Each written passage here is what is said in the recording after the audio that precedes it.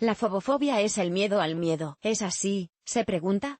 Pues sí, las personas que han vivido alguna situación traumática en el pasado tienen miedo de volver a experimentar esas sensaciones desagradables. Están tan obsesionadas con sus sentimientos que sienten pánico ante cualquier circunstancia aparentemente peligrosa, y esto afecta enormemente a su estado emocional y físico. ¿Por qué ocurre esto? ¿Qué causa la fobofobia y cómo combatirla?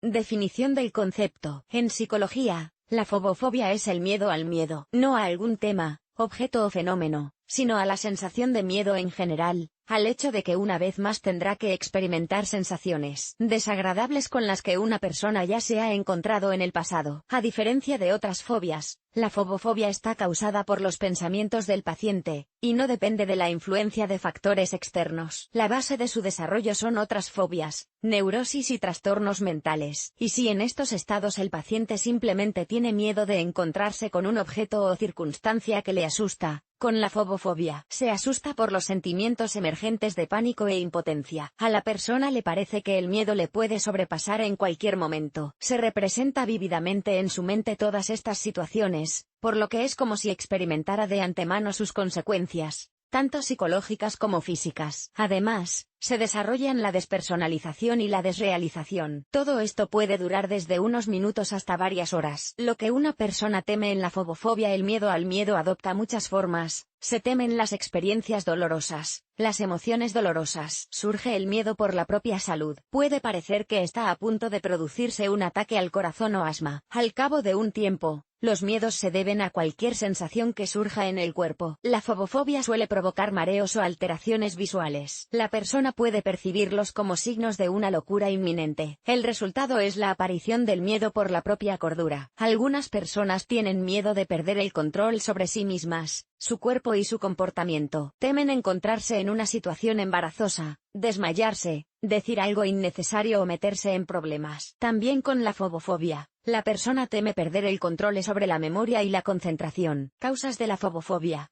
En la mayoría de los casos, la fobofobia se basa en situaciones traumáticas, a causa de las cuales una persona experimentó un miedo intenso o incluso terror. Y no importa a qué edad experimentó esta situación, puede haber ocurrido en la infancia o en la vejez. Otra razón para el desarrollo de la fobofobia es la presencia de otro miedo. Por ejemplo, alguien tiene miedo a volar, aerofobia. Cada vez que es necesario volar a algún lugar, la persona experimenta una ansiedad sin precedentes, estrés, pánico y un miedo incontrolable. La psique recuerda las sensaciones. Gracias a ello existe el miedo a volver a experimentarlas. Resulta que al miedo a volar se añade el miedo al propio miedo. Curiosamente, la fobia puede ser compañera de la neurosis. Esta última, en este caso, desempeña el papel de una complicación causada por el estrés y la ansiedad frecuentes, o de un factor que provoca el desarrollo del miedo. Hay otros factores que provocan la fobofobia: lesiones cerebrales, fatiga, privación del sueño, adicción a las drogas o al alcohol,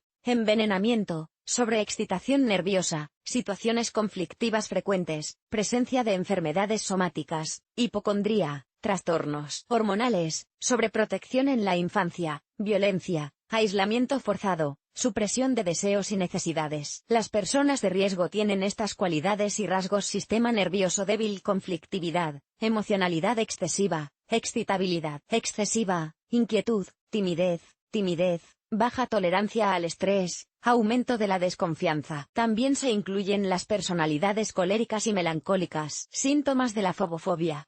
La fobofobia se caracteriza por un miedo obsesivo y opresivo a revivir experiencias desagradables del pasado. La persona las recuerda en distintas situaciones, por ejemplo, bajo la influencia de circunstancias externas asociadas a ese entorno, al leer libros o ver películas con escenas similares, en conversaciones con otras personas. Y los intentos de olvidar la experiencia son siempre ineficaces. Cuanto más lo intenta una persona, más a menudo aparecen los recuerdos en su cabeza. La sensación de impotencia y la incapacidad para controlar los pensamientos y la memoria hacen que el paciente intente tomar el control de lo que ocurre a su alrededor. Esto provoca la creación de algunos rituales y la formación de hábitos a veces extraños. Como ya se ha dicho, en la fobofobia no existe un objeto de miedo específico. Por lo tanto, una persona tiene miedo de casi todo. Por ejemplo, puede temer experimentar claustrofobia durante un viaje en coche o, por ejemplo, Un ataque de sociofobia durante un discurso en público. Tal incertidumbre y un sinfín de situaciones peligrosas obligan al paciente a limitar los contactos con el mundo exterior, y afecta absolutamente a todas las esferas de la vida. ¿En qué otra cosa se expresa el miedo al miedo? En la fobofobia también hay síntomas somáticos, palpitaciones, sensación de falta de aire, sensación de debilidad en las piernas, mareos, náuseas, ganas repentinas de orinar, escalofríos, sudores fríos, estrechamiento del campo visual. Estas manifestaciones provocan miedo a volverse loco o incluso a morir. En situaciones especialmente graves, la depresión, la ansiedad y el trastorno obsesivo-compulsivo pueden unirse a la fobia. En un intento de mejorar su estado, algunos fóbicos empiezan a consumir alcohol y drogas. También hay quienes abusan de los sedantes. Mecanismo de desarrollo del miedo al miedo. En los casos en que la fobofobia está asociada a alguna situación traumática, al entrar en ella, el miedo aumenta cientos de veces. Por ejemplo, una persona experimenta pánico y ansiedad si tiene miedo a viajar en coche o en metro. Pero no es necesario encontrarse en situaciones similares. Los fóbicos solo necesitan experimentar emociones inusuales o ciertas sensaciones corporales, y aparecen en cualquier situación estresante. Y el estrés puede ser tanto negativo, hecho un jefe de observación, y positivo, fecha tan esperada. La fobofobia se desarrolla así: una persona imagina algo que le provoca excitación, recuerda algo, se activa el recuerdo, seguido de la imaginación. Aparecen recuerdos sobre lo fuerte que fue la experiencia, lo difícil que fue sobrevivir al ataque de horror. El paciente imagina las consecuencias de su pánico, lo que no hace sino empeorar la situación y aumentar el pánico. El temor a volver a experimentar miedo aumenta la tensión emocional y nerviosa. La persona escucha cada vez con más atención a su cuerpo, tratando de notar síntomas inusuales. Y si los nota, naturalmente se asusta. Se produce un aumento de la dosis de adrenalina. Como resultado, aumenta el ritmo cardíaco, aparece la dificultad para respirar y el mareo. El miedo se hace aún más fuerte y, por tanto, la adrenalina será aún mayor. La sensación general de bienestar empeora. Aparecen las náuseas.